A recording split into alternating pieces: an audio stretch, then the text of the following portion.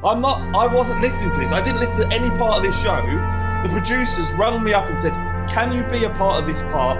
They ask you 10 questions, and if you can, give Chris Sutton some stick.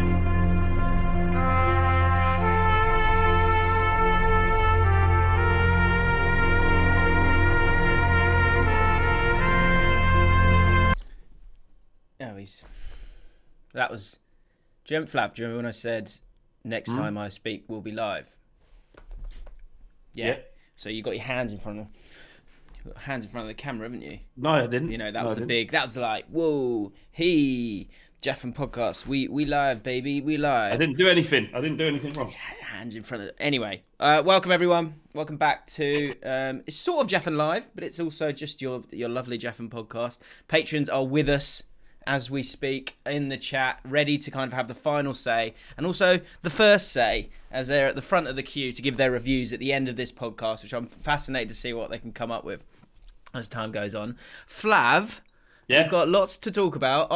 I'm looking for a title from this video, so I've gone with the which summer transfers will become club legends. So brace yourself. We've got ourselves a tier list. We're going to go through the top transfer from each team. And we'll put them in the right spots and see who will be a club legend. Also, 20 of course, transfers. We're talking about 20. Fly for them. Absolutely fine. All right. We need to talk about your lovely weekend, which seems like a long time ago, but there's a lot of people that will want to know of the joys that were your weekend. We could do that now if you want. How are you? Eric Lamella is the glow still going? What? Is the glow still there? Of course, mate. We're going to win the league. We are. This is it. Now you're going to believe us. Now, do you know what? It was just a sweet weekend, isn't it? Seeing Liverpool get beat, and this isn't even a like, oh, I hate Liverpool, therefore it's good to see them get beat. It's good. You don't want a whole league of, where Liverpool run away with it. So it's a little bit at this moment wide open. They probably still will go on to win it, but it felt great. I mean, you saw it coming to a certain extent, not 6-1, but Man United are a shambles. The defence is a shambles, and Ollie's got to go. Unfortunately, enough's enough. The piranhas are out. Got to go because he did really well last season. He did really well, but something in the break and in the beginning of the season, it's just really, really not working at all. And if they were just losing 1-0, 2-0, you think fair enough. It happens in football, competitive league, anyone can beat, but they're shipping goals, and more importantly, they're shipping chances. And if nothing changes, they'll get tonked again this season, like heavily. They just don't know how to defend. It's weird, and it's not a cheap time defense. for him. Luke Shaw, what was he? 40 million. Harry Maguire 80. Lindelof was 39. Bailey was 30. Wan-Bissaka was 50 million. That defense cost 180 to 190 million. That's more than most Premier League squads. So it's just joking for him. So it was wonderful. It was a wonderful Sunday afternoon just to sit there and just watch it. And for me as a Spurs fan, the best bit was Eric Lamella, because if he wasn't at Tottenham, Eric Lamella. Oh mate, if he wasn't at Tottenham, I would loathe him. I would hate his guts. But he is, so I think he's all right. Not something to worry about. Yeah, you're absolutely fine. I'm just going to move you across a little bit just so we can see you better. There he is. Look at him. Look how happy he is. The glow, the gentle glow. You're going to have to lean on that side from now on if that's the way you want to play this one. Yeah, absolutely lovely. Really nice. Comments of the week from last week. We've got a few. Alexander Klapov. I wish Flav was on Love Island 2021. Coupled up with Mourinho and Bale in the hideaway for months. Do you, I'd love to see that myself. I don't think it's going to happen in the near future, and it's a very kind of aging twist on the series. But if you were on Love Island, have you ever watched Love Island, Flav? Kind of. No, I'm never. Basically, you've got to choose who, you got to couple up. So, I've seen that. I know the premise. So if you had Mourinho and Bale, and both are like, they're looking at you, they're thinking, oh yeah, I want a bit of that gammon beard, and then and then you're like, well, you know, yeah, I have a bit of a gambling beard, and I know you're into that, but I'm going to have to choose because I'm looking for love, which of course they're not. But if you had those two, Mourinho and Bale, who you drifting towards for as a mate? As a mate? I thought you meant an actual looking for love, or you know, a I'm long-term partner. I'm not here for any. Well, how are you looking at it? I'm here for the full Monty. I want it all. I want great sex life. I want love. I want to be treated. And you want to be treated as a queen. But who's going to offer that to you? Who's going to give you that? Jose Mourinho. Wow. Because Bale, like literally, I'm more than just. I want more than just the body. I want something up here as well. Yeah. And while Jose Mourinho does look like a pickled onion, he offers. He's got so much up there. I mean, he'll be able to teach me so much about football. I'll just sit there and listen to him regale stories about that wonderful night in the Camp Nou, where Inter Milan tonked Barcelona with 18% possession. You know, he just has so many stories, wouldn't he, Jim? It's like you'd never get bored. Like you'd get bored of Gareth Bale's body. There's only so many, and he has a big one, Gareth Bale. Like I'm talking a piece. Really? Yeah. You've not seen, there's loads of slow motion gifs on wherever you want to find them, really, Twitter. Right. Where it's just pictures of Gareth Bale running and his schlong just slapping against his leg. Yeah. His love sausage. It's the luncheon meat. Do you know, someone in the chat's just has passed it on to me. I didn't think about this. Thank you, Bobby Turner. Chris Sutton. I just saw the words Chris Sutton, and I didn't even put this in the running order. But Flav has had beef, serious beef, and it's made its way onto the Daily Record. Now we won't be able to show the clip of it, but we can show you the article here. Chris Sutton slaughters Spurs fans. Scottish Premiership shout as punter claims English League Cup is bigger. Now, obviously, we can't show the clip because I get done for the old copyright. But there's a bit here you can see on the article. Let me just read the article actually, because this is going to be wonderful. And this, do you know what this highlights? This highlights the how Chris Sutton's actually got quite a good reputation up in Scotland. But we need to caveat all this with the fact that this is like a pro-Celtic newspaper. Daily Record. Oh, is it? Yeah. Well, no, is it pro? Oh, it's pro-Celtic in particular. I know it's obviously it's like Scottish. They favour towards Celtic. Right. They do. So here's a sentence you've never heard. Sharp as attack, Chris Sutton. I'll just stop there for a second. Let me just take a breath. Stopped a Tottenham. No, not anything. You are Tottenham, Flav. Stopped a Tottenham in his tracks with a savage put down when the phone-in caller suggested the English League Cup is a bigger trophy than the Scottish Premier. Sharp as attack. Can I pull up two things there? Sharp as attack. Sorry, can I just say that a couple more times? Sharp as attack. Chris Sutton. Sorry, mate. Carry on. I didn't phone in to that fucking show. Actually, it's that fucking show. It's BBC. It's a big deal. Do you know what I mean? Yeah. They asked me to come on. Caller, punter. You've been called a punter here. Punter. A punter of whose? Who am I a customer of? I wasn't listening to this. I didn't listen to any part of this show. The producers rung me up and said, "Can you be a part of this part?" They ask you 10 questions, and if you can, give Chris Sutton some stick. The first question was, Is the League Cup more important than the Scottish Premiership? Yeah. Anyway, do you want to carry on? So yeah, that was exactly it. So if you haven't, I'll put a link. I'll try and put a link into the description so you can all enjoy it. But I kind of want to play it. I kind of just want to play it. We'll take the risk. Fuck it. We're going live. Right then, Christopher, it's time for God in 60 Suttons every week. Chris and two special guests in 4 minutes to answer a special guest, not a phone-in, not a punter. Special guest. They've banged on for too long. He'll hear a bell or a ding ding, and we'll move on. Join us today.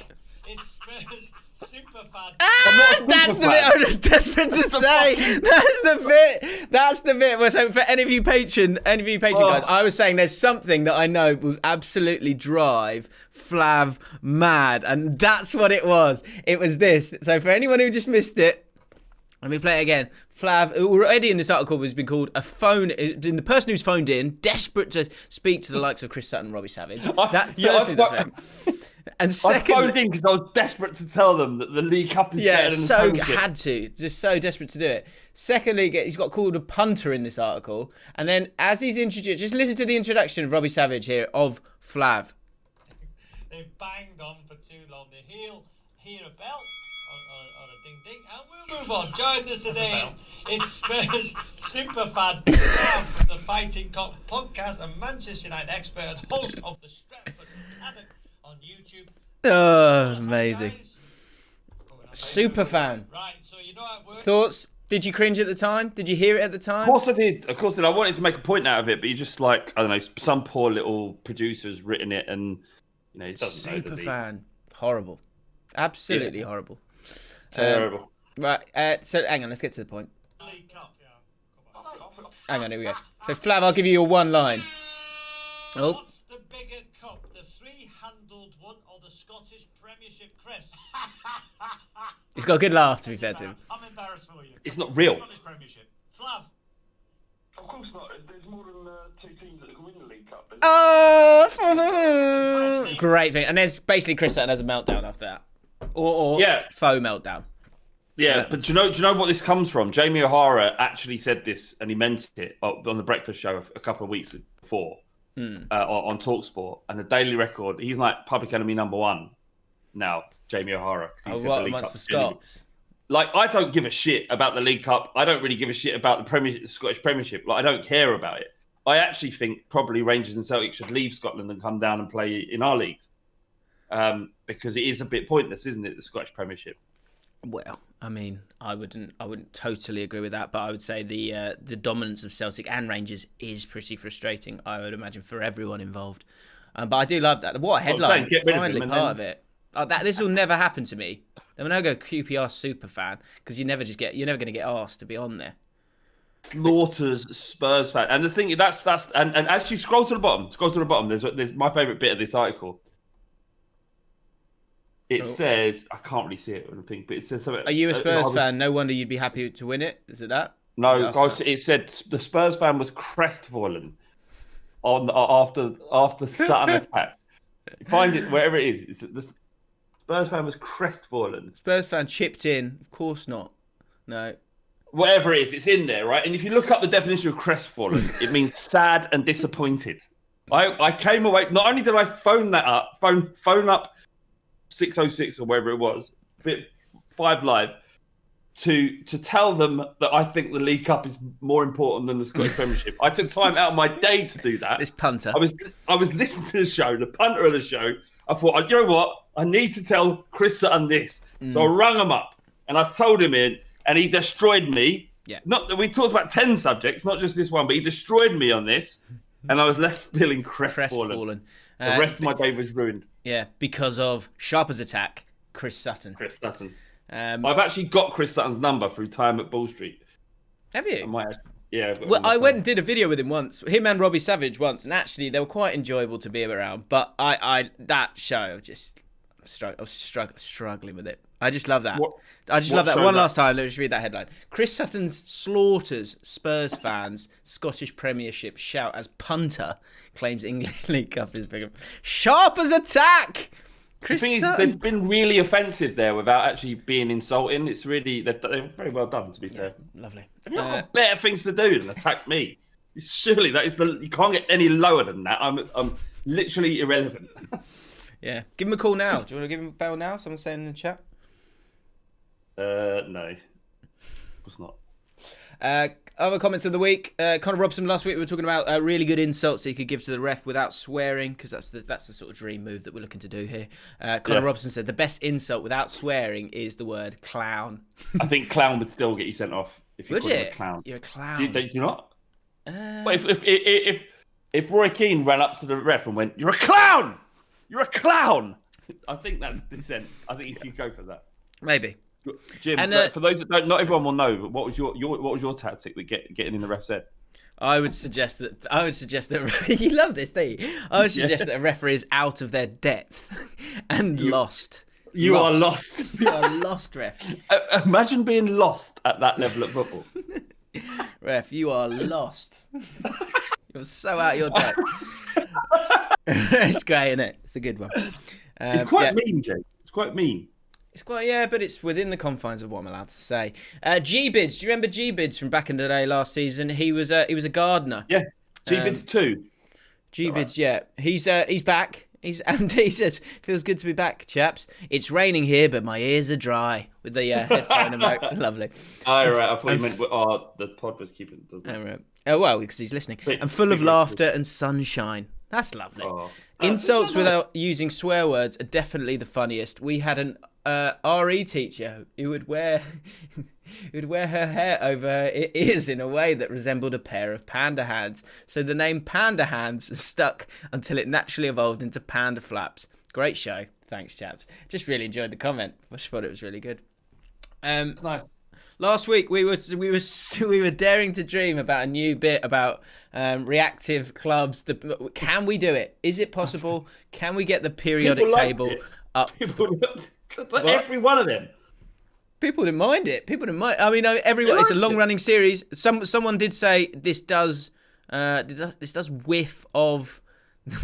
This does whiff of the what's it called, the A to Z podcast. But let's see. Is what I'm trying to say. Last week it was hydrogen we were having a look at, and the definition is at standard temperature and pressure, hydrogen is a non-toxic, non-metallic, odorless, tasteless, colourless, and highly combustible diatomic gas with molecular formula. Hydrogen is also prevalent on Earth in the form of chemical compounds such as hydrocarbons and water. Jay Tevo loved the idea of the reactive periodic. Hesitant at first, but really came into its own when the definition came out. So we had some options, and so you guys in the chat can let us know who is hydrogen. You get to decide because you're patrons.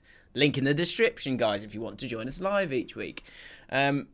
So Devil's Fire says hydrogen equals Brighton. Nothing really about them most of the time. Singing their Sussex by the Sea, but they're combustible when you're a Crystal Palace fan, saying that Lewis Dunk isn't one of the top centre-backs in the league. So that's one option. Conor McLean says odourless, tasteless, colourless, but also highly combustible. Hydrogen is West Ham.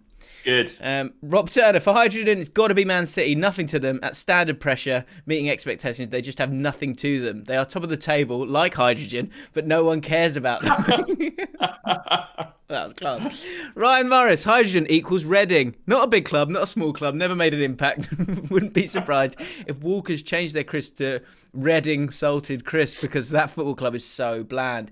Sam Burgess put Middlesbrough in the mix. Absolute bore of a club, blandest club in England. Even their name is pure nothingness. Middlesbrough. Odourless to the extreme. But they're highly combustible. They always seem to be blowing up. They put some results together, then self-destruct and finish mid-table. Get that place off the map for fucking. I'm all for it. I like that. That is a great insult. Get that place off the map. Matthew Cole says hydrogen has to be Bournemouth. And those are your nominees. So, in the chat, you've got the options of Man City, Reading, Middlesbrough, Bournemouth, West Ham, and Brighton. So vote now. Whilst you're voting on who you think should be hydrogen, we move on. We move on to the next element. I like the Reading one, by the way. Reading was good. They are literally the most... But Reading are, hands down, the most boring football club. Severely alkaline, for sure. We move on to Lithium. Who you can't really... Can you see them? There they are. Lithium, just chilling out over here at the moment on the left-hand side, underneath hydrogen. Now, I've got a few. This is where this... it was going so well, but we'll see if it's up to you, really, guys, if you can keep this going, because I'm struggling with the definition with this one, but it's interesting. Let's see. Lithium. Oh, you can't see it now. Hang on. Let me move it across. There we go. Lithium is a special metal in many ways. It's light and soft. So soft that it can be cut with a kitchen knife, and so low in density that it floats on water. It's also solid at a wide range of temperatures, with one of the lowest melting points of all metals and a high boiling point. Tricky. That is tricky, but I think there's enough in there. There's enough in there. Yeah, I was trying to get a little bit more. Yeah, I think that's the big thing. I think is the lightest metal and the lightest solid element. I quite like highly reactive and flammable. Must be stored in mineral oil. Not sure what that means. So let us know in the comments below which football club is lithium. Lithium. Have we got the votes are in? Let's have a look. Middlesbrough. It's an abs. So Rob Turner says Middlesbrough for me. Dan says Middlesbrough. Sam Cornish Middlesbrough. Catherine Heap, I agree Middlesbrough. JMC saying Bournemouth. So Tim Bot. It has to be. It has to be Middlesbrough. Congratulations to Middlesbrough. Well done. They are hydrogen. Yeah. A little bit of applause there for them. Right, we keep moving because we've got lots of bizarre comments that we can dive into. Let's do that. Okay. Leakley Weeds. Bit of Leakley Weeds. Before we get to our tier list. So Leakley Weeds is our weekly Leeds bit. And last week we were talking about Bielsa and the fact that he lives above a sweet shop. Now, this is not the case. Bizarre YouTube, or YT, I presume it's YouTube, said, I live in the same town as Wetherby. How lovely does Bielsa come across here? I live in the same town as Bielsa, Wetherby. I see him walking around local shops all the time. He doesn't live above a sweet shop. He lives in a terrace house across the road, about 80 yards from a sweet shop. He walks to Thorpe Arch, which is Leeds training ground, which is about 2 to 3 miles away. It gives him time to collect his thoughts and prepare for training in the morning. But he's incredibly humble. He always has time to stop and chat, which is contrary to popular belief in him not speaking English. His English is actually very good. Never known anyone involved in high-level football like it, which is why he's loved by his fans. I love the idea that he's, like Last of the Summer Wine, like he's literally become one of the characters of that, and he's got a really strong. Like, you see him walking up a really difficult hill to get to the training ground. So, there's really old walls of brick there. Yeah. And he's got his flat cap on and just people saying hello. And he's like, you're right, Duck. He's got a basket with freshly baked bread in it. Yeah. And a gingham tea towel over the top to keep it warm. Yeah. And the bread's like rock hard. Do you know what I mean? It's like a rock hard loaf. Yeah. We also asked about what kind of, if he is nipping into that sweet shop, what kind of chocolate is he going for? You asked Flav last week. Sam Bryan says Bielsa eats fruit and nut. Pass it on. Fruit and nut.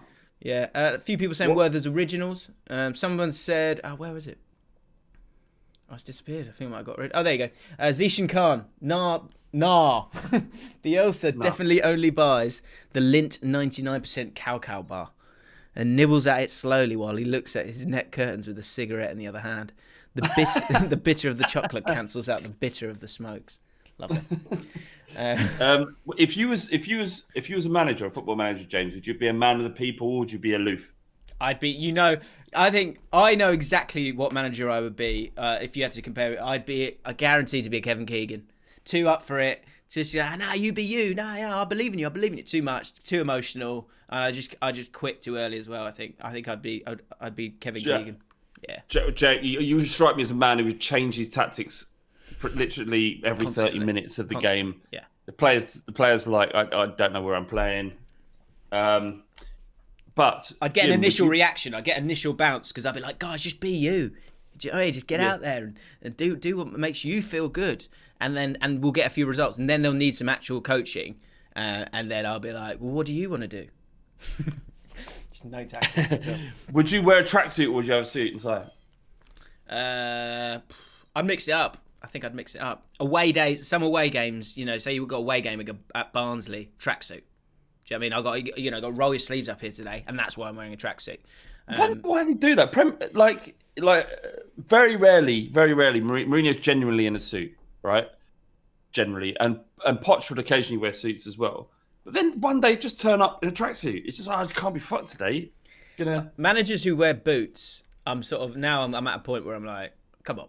Like, Chris Wilder. It's AstroTurf, isn't it? It's AstroTurf. Like, what are you doing? Why? Yeah. Why are the managers like putting on like Adidas Predators or Adidas World Cups? Why are they doing that? Yeah, I don't really get it now. And you probably, you could get some really nice garms if you, if you get yourself out there like that. Otherwise you're just wearing training kit. So it seems like a waste to me. Who is the most stylish manager in the Premier League? Well, do you know what? Do you know what I've realised? Scotty Parker, very, very impressive with how he looks, and a lot of people giving him that. That said, you can wear whatever you like, but if you look as sad as he looks, and I mean emotionally, then the style gets washed away. And when you see him, he's got a tie clip on, but when he's got his sort of head down, walking across to that, the Craven Cottage tunnels, like in the corner, and they're 3-0 down, and he's got to sort of walk with his head down. You just don't look good regardless of what you're wearing. So I think it's that's the problem Scotty Parker's got. Is that he does look good, but he's sad. He's so sad. It'll be done for We're going to get to our tier list in just a second. Arsenal fans smell of what was the question that Flav put to people last week? Couple of entries. Bob Turner said Arsenal fans Lynx Africa, Spurs fans Radox bath soap. Stephen Piggott said Arsenal smell like pubs before the smoking's ban. So after the smoking, do you remember pubs? You stop smoking, they just suddenly you could smell fart all the time. Yeah, that's so true. Fart and the beer pumps that smell like they hadn't been washed properly. The pubs absolutely reeked.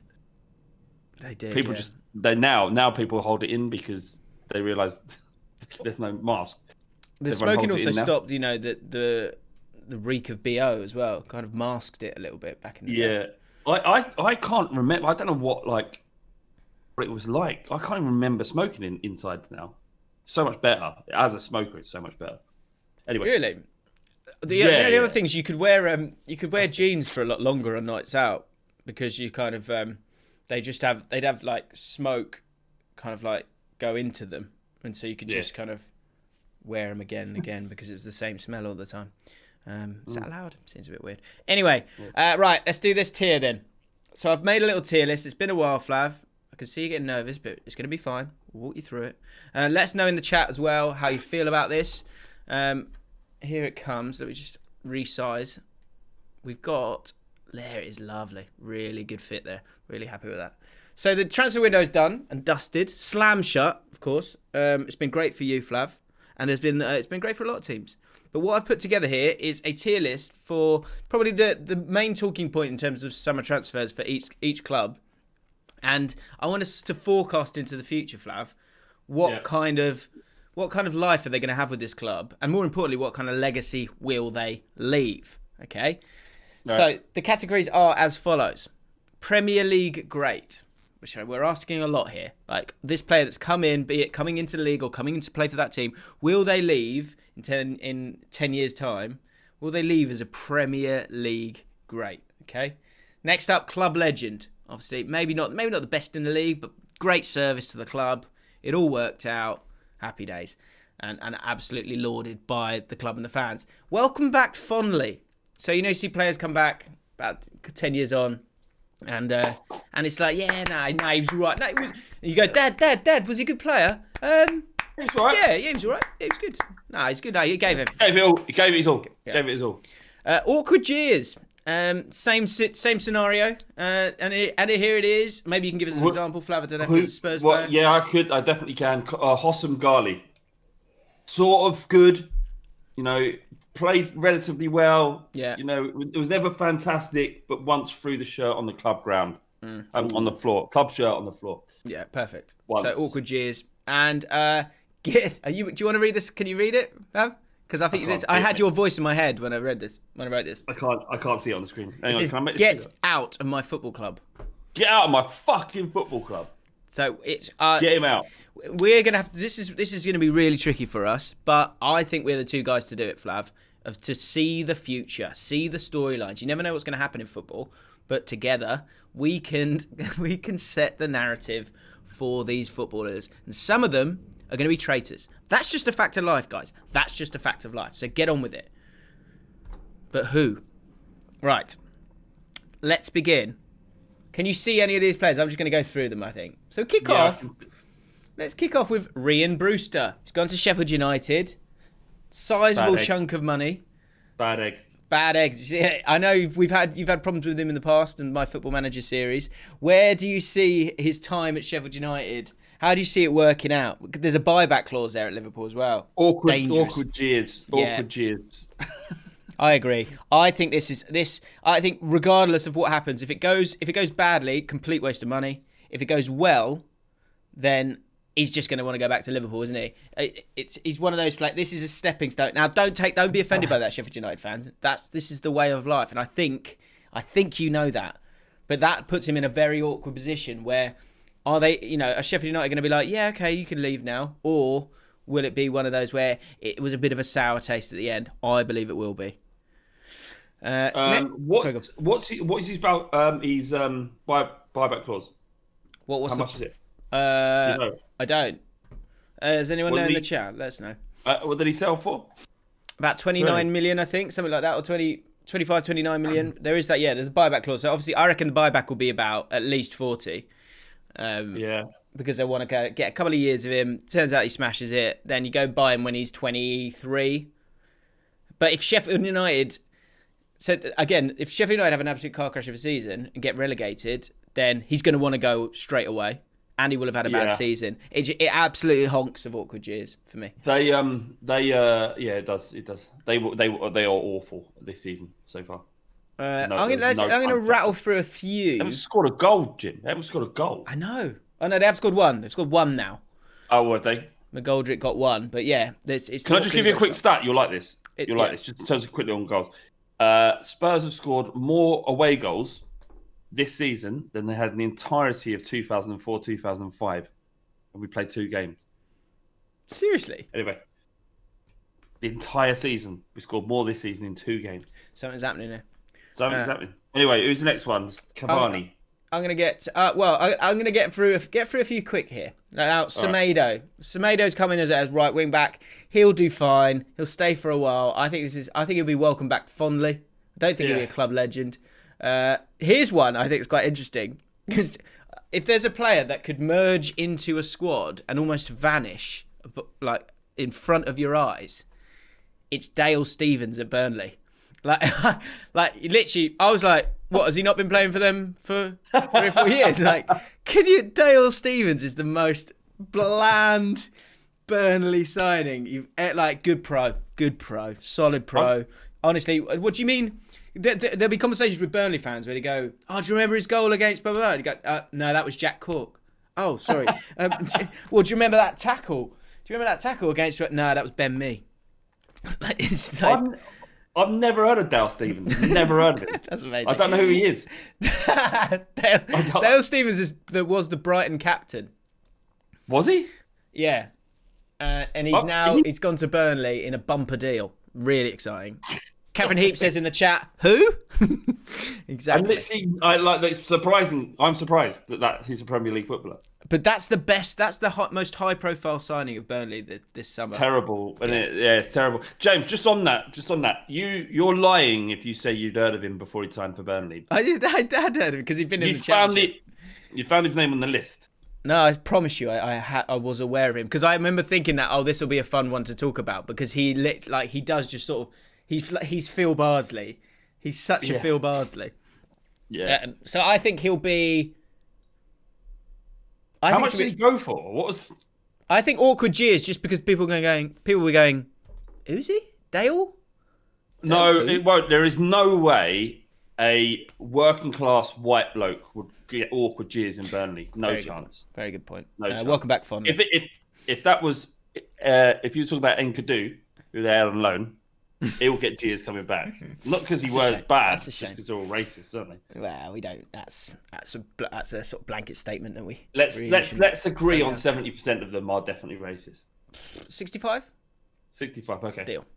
Next, let's talk about Wesley Fofana. We'll get this one done quickly because I didn't know a huge amount about him, but I've done a little bit of reading. I know for a fact you don't know who he is. He will. 19 years old. He's 19 years old, yeah. And there's so many good French centre-backs at the moment. It's absolutely mental. Will he be a club legend? I don't think he'll stick around long enough. Will he be welcome back fondly? I don't know. I think he's looking for a move. Awkward years.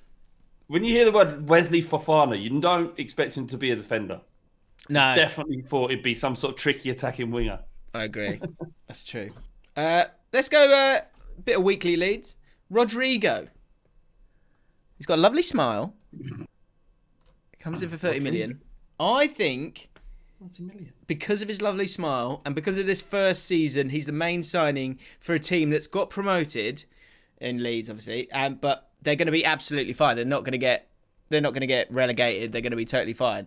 I think he'll never be a Premier League great. It's too late for him. He's 29 years old. But he could have a couple of good seasons there, and I could see him as a club legend. Could you? Yeah. The smile puts him up. If he hasn't got that smile, welcome back fondly. Because of the smile, club legend. Do you know he played for Bolton Wanderers once? Cheers. Well googled. He's lifelong friends with Thiago Alcantara. Yeah, big time. Well, Thiago's here. Let's talk about Thiago. Thiago, has he got... I mean, Liverpool are struggling. Liverpool are struggling at the moment. Last week, you spoke to the footballing gods, Flav, and you said, give me a crack. Give me a crack that I can force open with the crowbar that is my mouth. Yeah, I forgot I said that. And the football gods delivered in numbers. And the number was 7. 7-2 to Aston Villa in that game. Wheels are falling off. You know, you've signed people like Minamino. He's rubbish. I mean, he can't do it at the top level. Joe Gomez, he's finished. What are you playing? You're playing a centre midfielder, a centre back, Fabinho. What? Trent Alexander-Arnold is one season wonder. Yeah, it's not good? right there. Alisson's out. Adrian, you can't. He's good anymore. You're going to win the league with Adrian between the sticks. Oh, yeah. I've got to find this actually because I thought this was so funny. I don't know if I can. I don't know if I've got it anymore. It's a shame. Hang on. Where is it? Because someone did try and give you a crack before it had actually happened. Yeah. Do you know what, James? Can I just say, you don't have to cut this bit out. For the first time in my entire life last week, the Premier League is so crazy. It's just batshit. It's brilliant. I sat down and watched 3 games of football back to back. I watched Leicester. Listen to this. What a great day. Leicester versus West Ham. West Ham beat them 3-0. Could have been more.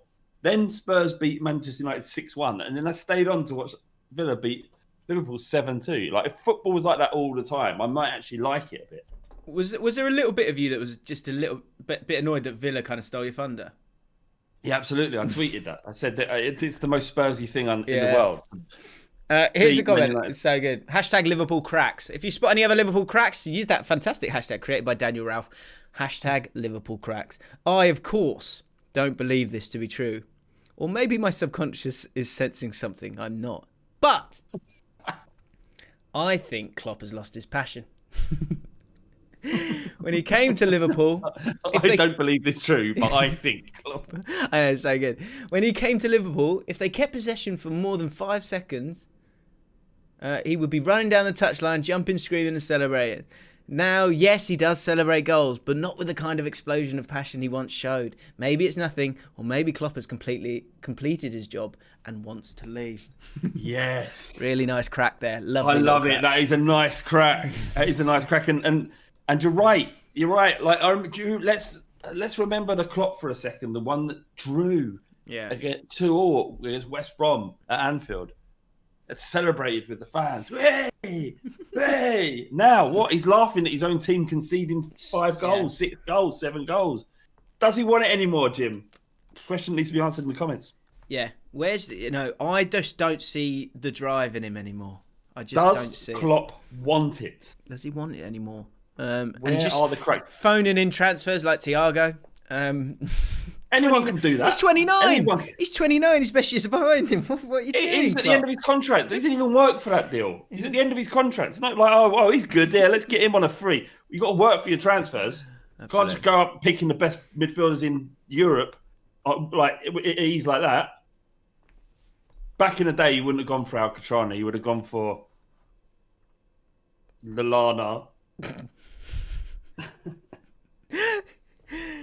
Calls for Klopp out in the chat. Interesting. Klopp out. Get him out of. I don't want to see his face anymore. Yeah. Get him out of the Premier League. Understandable. That said, Thiago bringing it back. Thiago 29, 4-year contract, 20 mil or thereabouts. I'd say welcome back fondly. Yeah. Not that he's not great. Yeah. This isn't about how good these players are. This is just about the scenarios in which will manifest in order to shape their career at the club.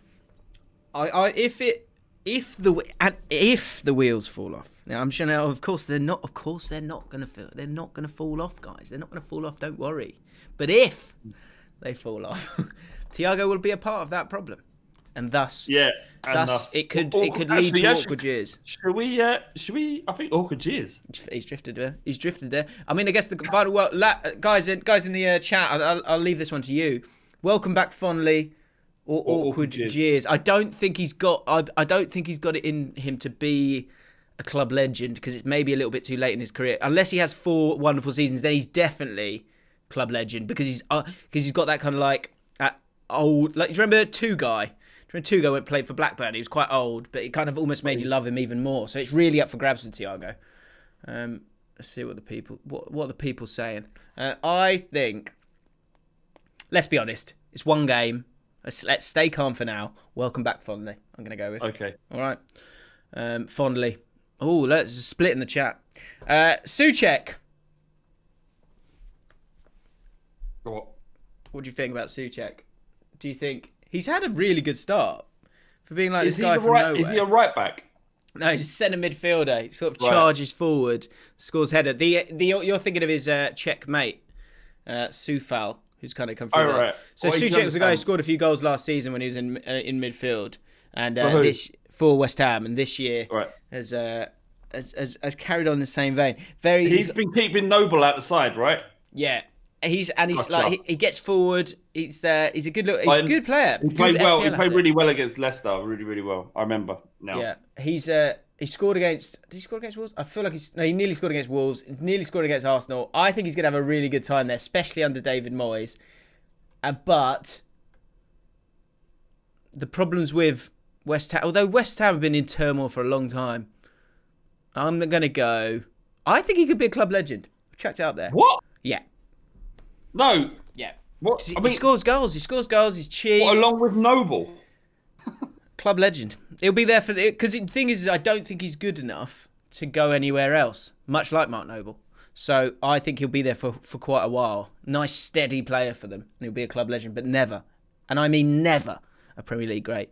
The why that's just tricky is always because the word legend is just doesn't. It's a really weird word, isn't it? It's a way to describe people. That's true. It's like, what is a legend? You have to.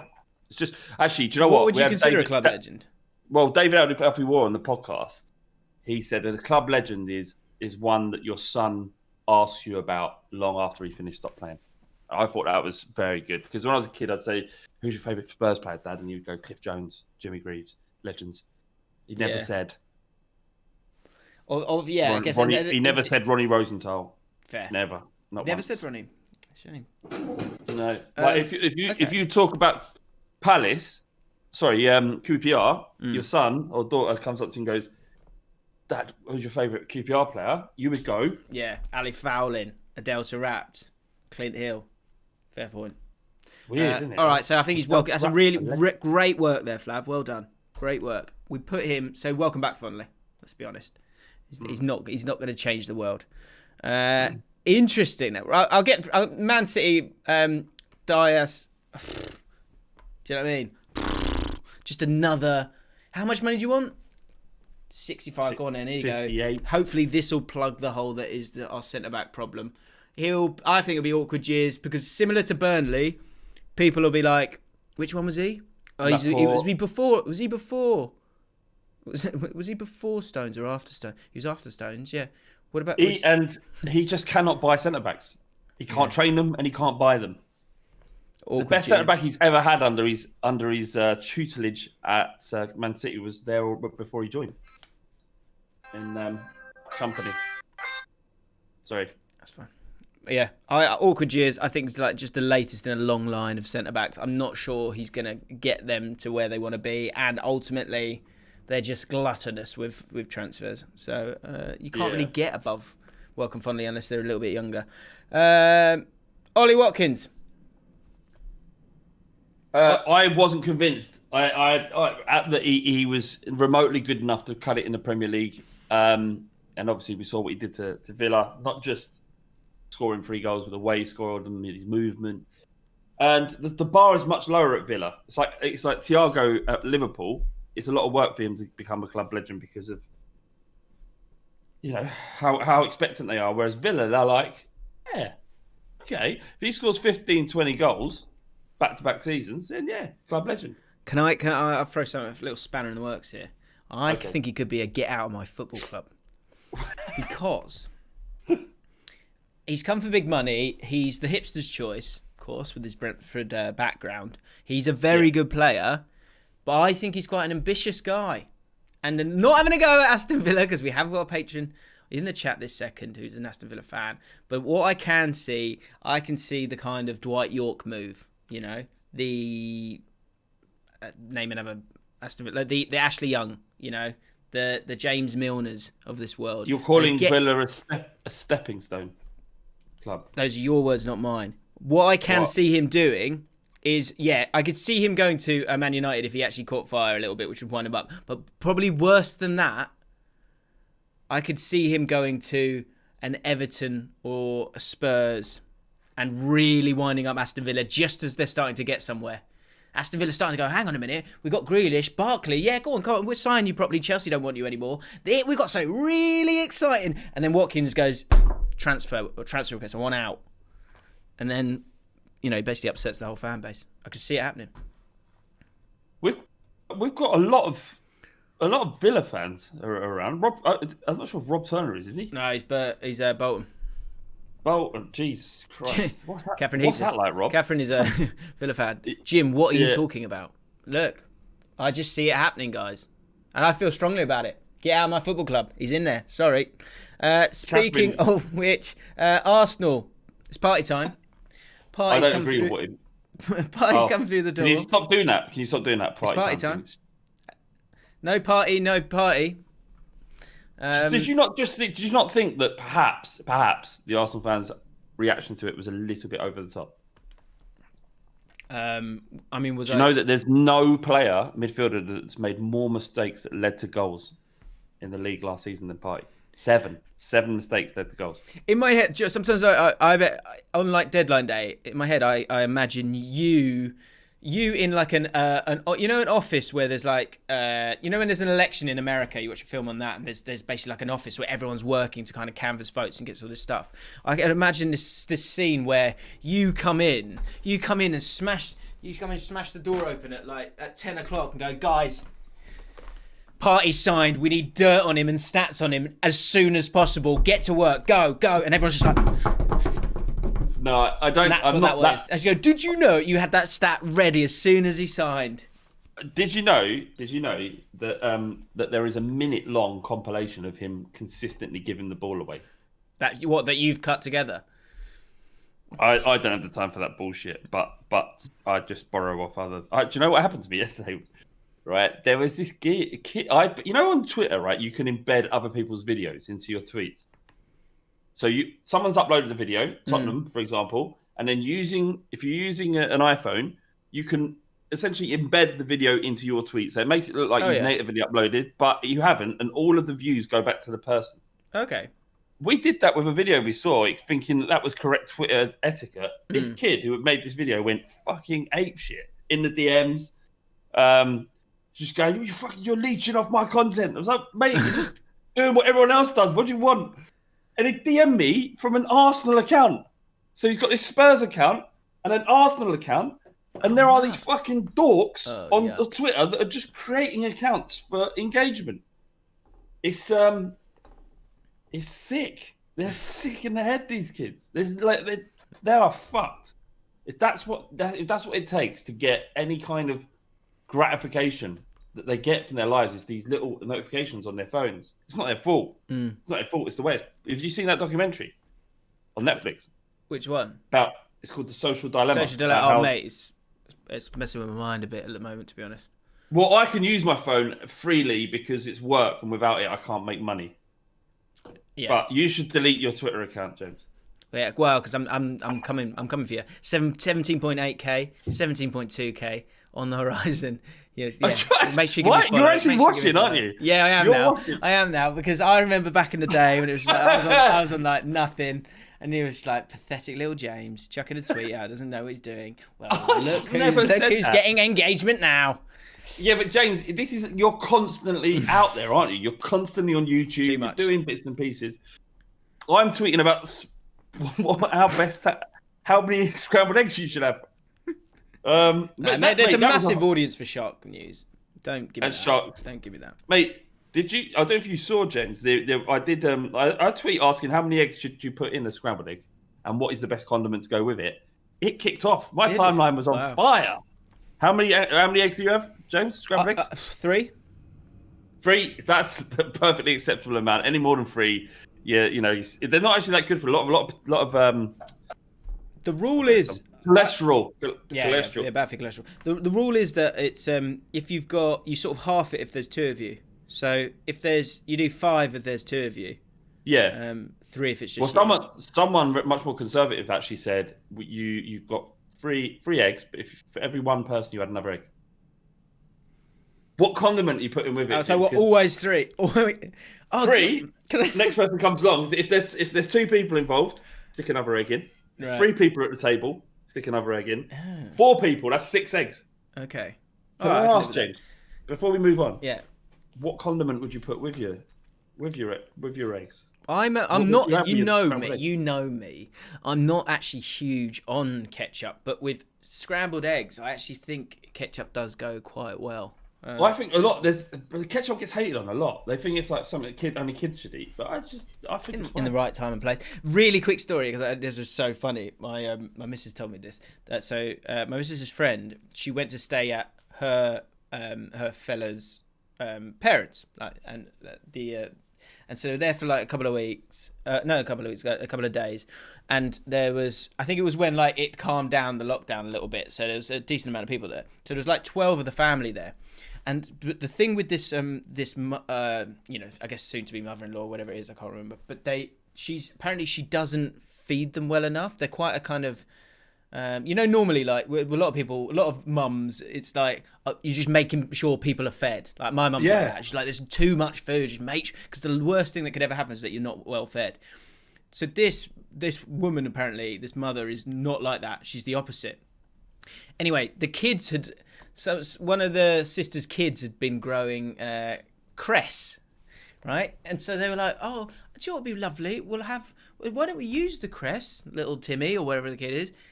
Let's use it we'll have some egg and cress sandwiches. That'd be lovely. And all of a sudden, like, the girl was like, oh, well, that's pretty light already. That's not really. I'm a bit worried about now. And she went, oh, do you want me to help? And she was like, that would be lovely if you came and helped. Went in the kitchen, and she sort of boiled.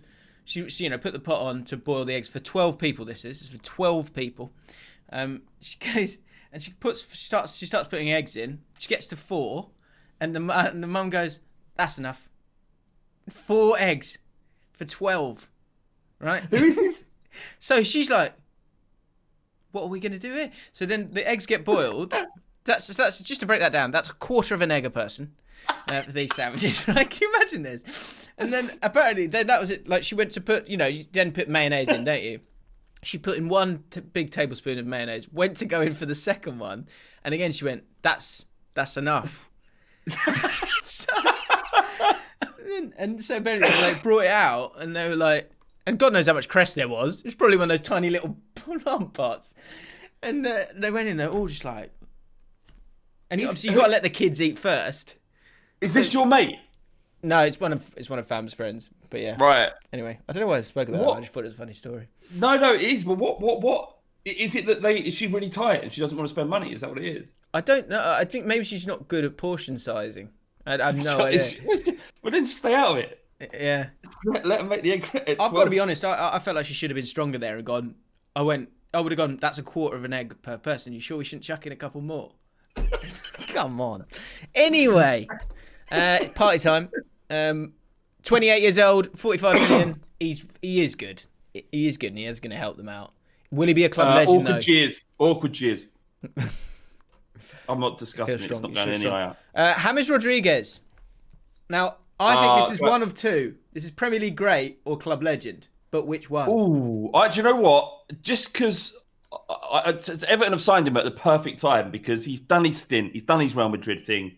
Didn't want to work. It didn't work. He just wants to play, and everyone, loved. Myself, we can play. And he just wants to. He just want to, just to be allowed to play football. And he got that amazing move to Real Madrid. It didn't work out. It's no good for him. So now he's at a club that's really punted on him because it didn't seem like there were that many people in for him. So at 23 million for that kind of money, at the level he plays at and the class he is, then I can see it. If he has 2 or 3 seasons, he'll be in highlight reel after highlight reel of Premier League years. All right, I agree. Legend. I mean, Premier League great. Yeah, I'm happy to go with that. Everyone wants him to do well as well, and I think it's perfect. He could be the player that starts to bring Everton up to where they actually want to be.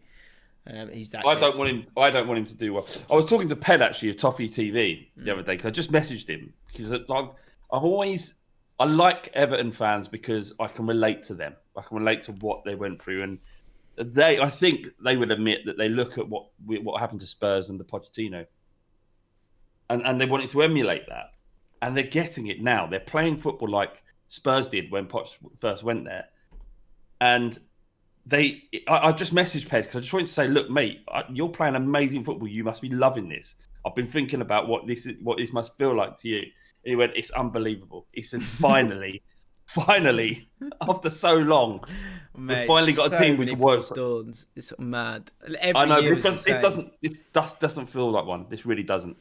No, I agree. No, I think they look really, really strong. And no one's. I guess what you will see is it gets to. I think they'll have a really good run up to Christmas, and then can they handle the pressure of being a really good team? That's what will happen when they get to the turn of the year. So that's where it might just get shifted along a bit. Where it might be at the stage where they have got a good team, but they can't handle the pressure. But that's what will be interesting when it gets to February, March. What is the pressure? I mean, they're in with a punt of top 6 to top 4, right? They're being from 4 to 6. They've got as good a chance as any of getting into that top 4. Yeah. Like you said, will they be able to last? It's like Leicester. It's like Leicester last year. You know, whilst it's all fun and free, but once there's responsibilities. Of like, oh well, we're at this level now, so we should definitely get into the top 4. So everyone starts to tighten up, and so can they deal with that? And that's where Rodriguez comes to the fore, gets them over the line.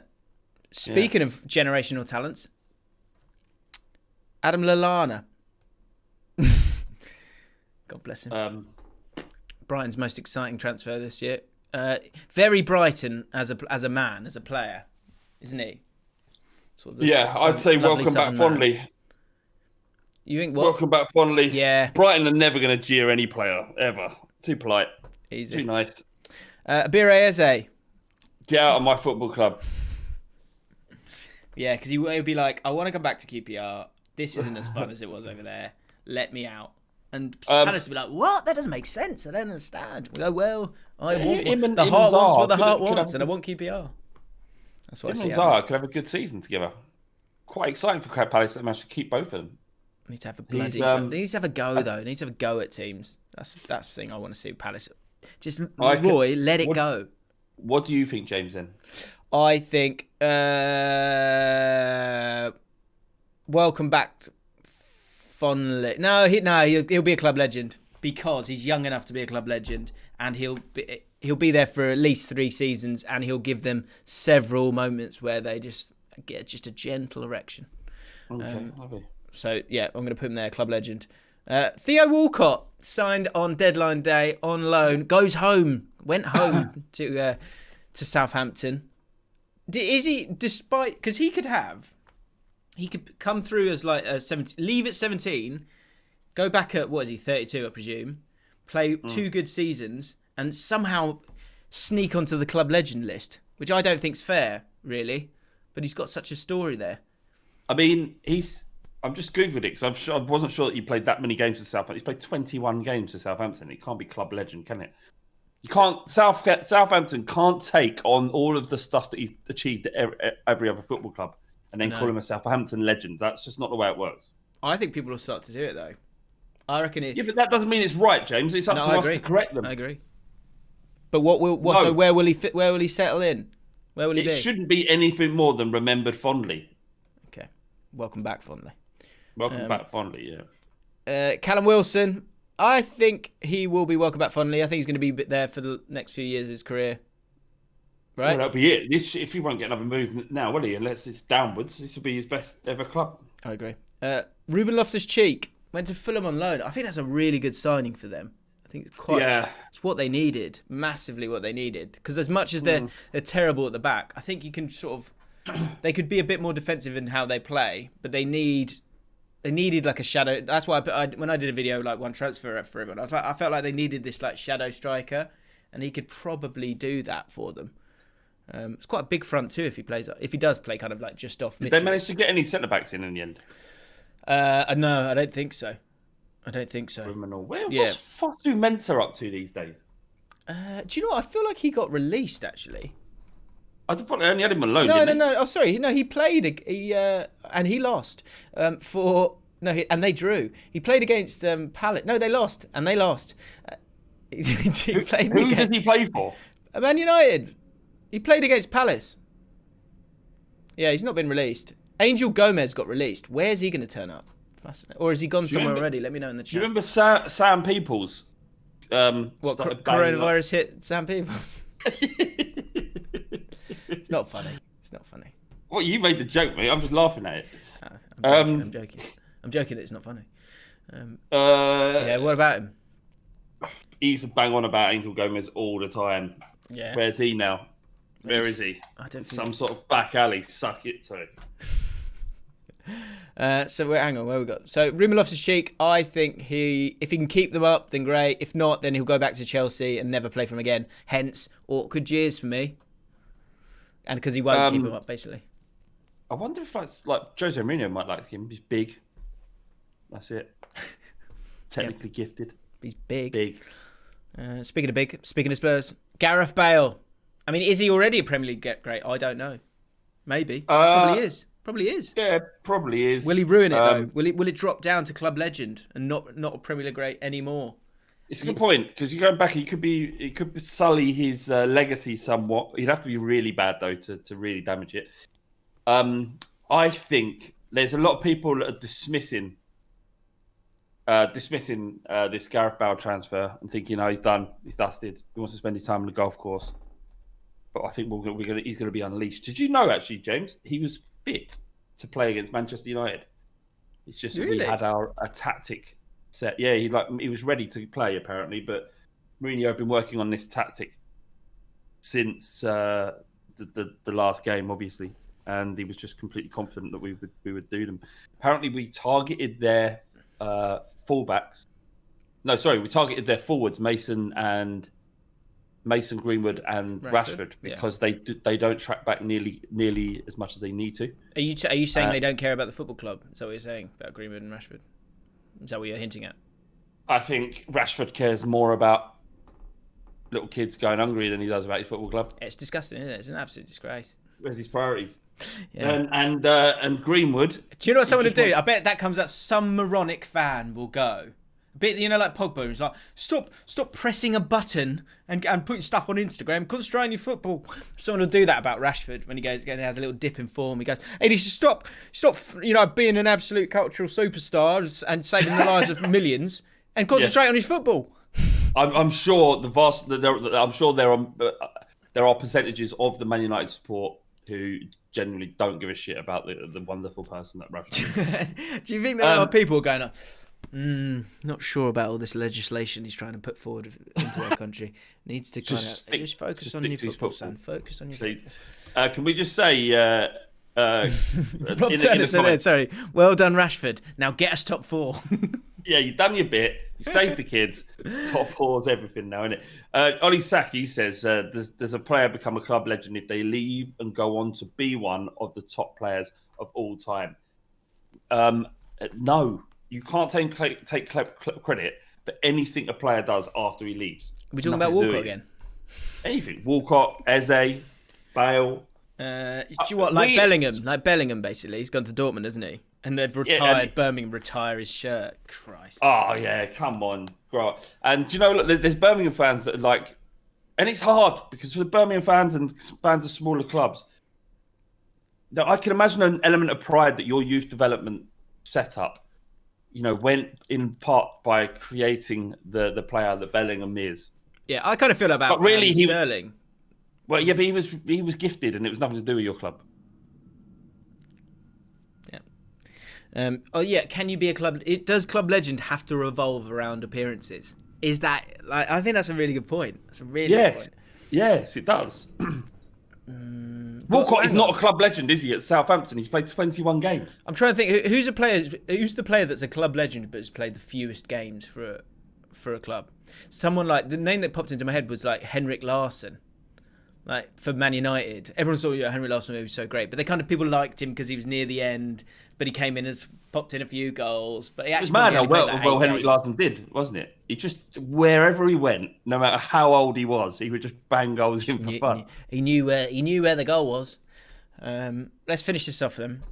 Although he only scored one goal for Manchester. So where's Bale? I'll leave that to you. Where do you see Bale being at the end of this loan? I think it's a Premier League great. Fair. But not a club legend. He probably. Well, I mean, it's by proxy, isn't it? So excited when he was so excited when he came back. Ivanovic. Wow. Who? Ivanovic. Chelsea. He signed for West Brom. 36-year-old Ivanovic. West Brom's. Now, West Brom fans will be annoyed because Dianganga, sure. Pereira, sure. But this is hilarious. and I'm putting it in there. I'm sorry. Ivanovic. Sharpest attack, Ivanovic has signed for West Brom. Where did they sign him from? Was he released by someone? They signed him from Zenit, I think. Zenit St. Petersburg. Pretty sure that's it. I mean, what are they doing? Yeah, Zenit St. Petersburg. He's 36, born in 1984. I mean, he could train the young kids, I think. Christ. Then be a coach. Then come back and be a coach. What the hell are they thinking? Thinking this is going to work in any way, shape, or form? Absolute mess. Fair, he was good. He was good at Chelsea. He was good. Good player. He was good at Chelsea in 2013. Yes, it's 2020. It's the back end of 2020. He gets up well. Yep. Look, he gets up well. He can train the kids. Remembered fondly. It's with that one as well. It's the centre back that he's going to come in and bark. He's just going to bark orders at people and get done for pace, and then blame someone else because they weren't where he said. Well, stop him as he's running past him. And awkward jeers. Oh, yeah, mate, get out of my football club. Surely. Wow. What is he like? That will be known as one of the most embarrassing transfers of the summer for sure. Okay. I feel quite strongly about that. Final two. Timo Werner. Tricky this. I think he could end up a Premier League great. Wow. So is he Drogba or is he? Certainly, he's young. He's young enough. He's clearly got the quality. Oh, he's young enough. He's pace for days. Eventually, they'll get it right when they sack Lampard. They'll get in a proper manager, and then you'll see how good he is. Yeah. I just feel like, just Chelsea though. I feel like they just bought a lot of individuals. Just sort of thought, oh, he's good. People rate him. Well, let's buy him then. Instead of thinking, what do we need? What about the collective? They go, well, Ziyech, he was really good. Let's get him. How much? 30 million. Okay, 30 million, fine, whatever. Timo Werner. Oh, yeah, he's really fast. Yeah, he plays. Who does he play for? RB. Yeah. All right, get him. Yeah.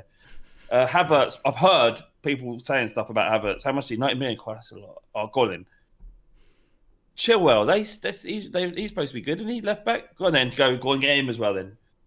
No more for. What do you need? Spurs. They went. We need a dominating centre midfielder who will control the game. Højbjerg, 15 minutes. All right, get it done. Doherty, right back. A marauding right back. Causes mayhem whenever he plays. How much is he? 12 million. 12? Is that you real? Sure it's not 80? No, 12 million. Sure it's not 120? Yeah, you should get in. And, it's like there's a logic to what we're doing. It's good having an agent who just seems to kind of know everybody. Jose Mourinho has not only brought with him Jose Mourinho, he's brought in this super agent who just wants to give us loads of players. Which is great, isn't it? That's useful. Let's help. It's a help. I agree with you. I think Morata didn't work, but he's miles better than him. Torres and Shevchenko and the other problems that they've had over the years, they always players that were a little bit older, a little bit overcooked maybe by that point. Whereas Werner is maybe though, James, maybe there's Chelsea are the problem. You know, like Spurs can't win trophies, so clearly the football club is the problem. Maybe Chelsea just turn strikers shit unless they're Didier Drogba. And it's impossible to turn him shit because he was so good. They tried, couldn't do it. Maybe. Let us know in the comments below. Werner, Premier League great. Yeah, go on then. Because I don't think he's going to go anyway. He's going to be there for a while. And last one, Edison Cavani. Right. Okay. So after 3, we'll shout out what we think. And if it isn't exactly the same, I'd be amazed. After 3. Okay. After 3. 1, 2, 3, and then shout it. Got it. Ready? Okay. 1, 2, 3. 3. Get out of my football club. Oh. I think too many chances, James. He's not going to be given the chance. Yeah. Pressure's going to be on straight away.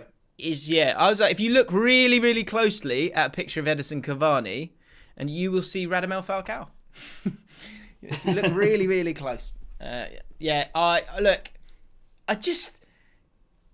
If they'd signed it, the thing is, even with him, if they'd signed him 4 weeks ago, then I think people would have gone, an extra striker, much better than Odion Ighalo. You can let Odion Ighalo go.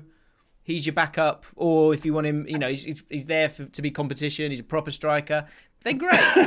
But deadline day, you do it on deadline day when you've basically, the person that you really wanted has gone, what? So first of all, you're not going to pay what I'm worth money wise, and then let's talk about wages. What's your first offer, Man United? To me, a generational talent, Jadon Sancho. We're going to offer you slightly less than you're on at the moment. That's what Man United did. What? So Edison Cavani, it's like pointless by this point. It's like, who cares? Like, because that could have been a really good, that could be one in a long line of nice transfers that Man United did. But they're in such disarray in terms of their negotiations that is mad, isn't it? That Dortmund said to them 10th of August. That's the deadline because we need time to be able to replace them and find a new player, identify them, buy them. That's going to take a long time. And Man United went, just wait. And then apparently their tactic was just they were going to hope that Dortmund would panic and give him the player, despite saying, if you don't buy him by the 10th, we're going to keep him. And the reason why we want to sell him by the 10th is so we have enough time to replace him. Seems fair, doesn't it? Seems obvious, seems fair. Cards on the table. This guy's really good. That's why we got him when young, because we saw this coming in, because we're a well-run football club. What we do is, and we've done this a million times now, so you should know by now, we buy a player who's not getting enough chances at a bigger club, but we know he's going to be amazing. We give him all he wants and all the chances to develop as a player, and then we sell him off for a massive profit. That's how this works. We've been doing it for 10 years now. So tell us what he's worth. It's 120 million at least. We'll give you 100 million. So you're not listening. I don't even think they offered it that. But this is the thing though, James, is like what they didn't seem to get is, look, you need to buy him by the 10th of August, because we need to replace him. If you don't buy him, we don't need to replace him. There's nothing for us to do. And it was a great caption that said, Man United were playing poker with somebody that wasn't even at the table. It must be worrying. The great Manchester United, the biggest club in the world at once, can't even. That could have been such a clear final kind of stamp on the philosophy of Man United that excites future young players who want to be world-class talents and win everything at big clubs by going, well, you're the best. Like Rooney was the best, and like Rio Ferdinand was the best, and like Roy Keane was the best, and we went and just bought them. Just get it done. So not that club anymore. It just isn't that club anymore. So Edison Cavani comes in instead. Right. So can I just give you something I've just read on Edison Cavani? Go on. Edison Cavani is already looking at his next club after Manchester United. It would be very nice to be able to play for Boca Juniors one day. Edison Cavani hints his mind is already on Man United exit after admitting desire to join Argentine Giants. This is not a man who He's not committed to the cause, is he? Wow. He's already talking about what he wants to do next. He hasn't even played a game. Get out of my football club. There we go. There we go. Done and or dusted. Right. Let us know. Is there any that we got wrong in the comments, in the chat? Let us know. We'll read a few of them out. Final thing. We'll just say this for next week, but actually I'll read out the best ones. Managers' gaffs. Someone was saying last week, can we do that? So, guys, last week we did Bielsa. This week, I'm going to put forward Brendan Rodgers. Tinface87 said, there's a bit for you, James, managers' gaffs. So, Brendan Rodgers' living room, what does it look like? Let us know in the comments below. Managerisms is dead, but Liam Storman, with a great idea for a bit. An idea for an evolution of managerisms is fanerisms.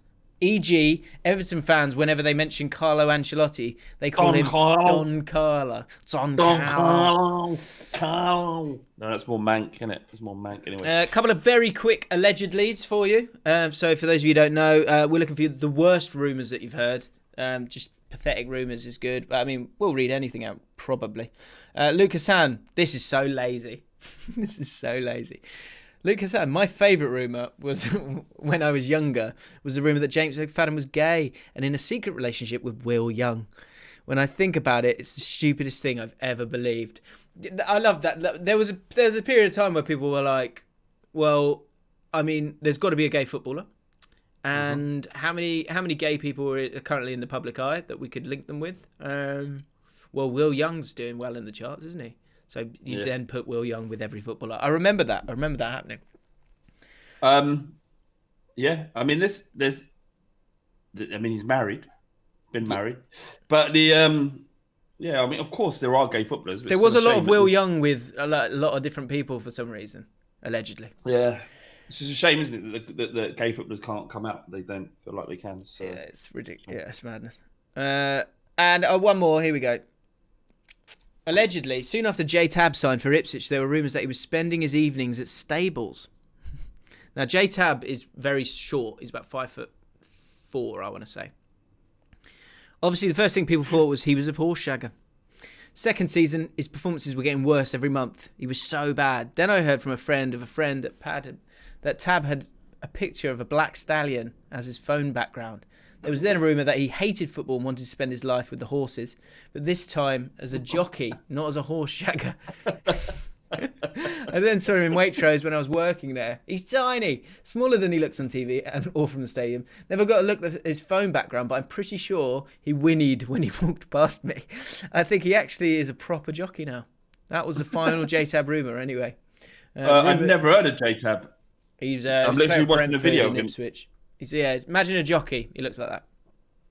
I do like little footballers. I'm a big fan of them. Do you remember Dominguez? Torreira is tiny. Yeah, Jose Dominguez was 5. I think he was 5'3". Really? He had like a little wedge haircut as well. I remember that. Yeah, he scored on his debut for Tottenham. I think we bought him from Porto. Jose Dominguez.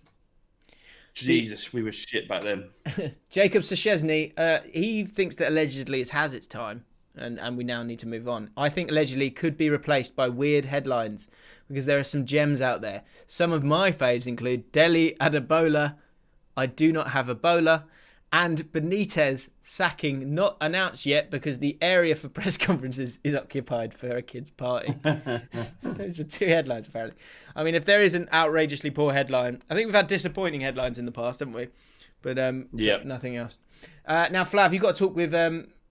You've got to chat with Mickey Hazard, so I think we'll save our Flames advice for another week. What I will do though is on the way out, and get your reviews in now, guys, of the podcast, thoughts, emotions, dreams, whatever. Your final statement as patrons. I want everyone to pop in a sentence. Your final feelings on the pod. We'll give you a shark fact on the way out, of course. The smallest shark is the dwarf lantern shark, which is only 7 inches long. Oh. Oh. The longest shark is the whale shark, which can grow to a whopping 50 feet long and weigh more than 40,000 pounds.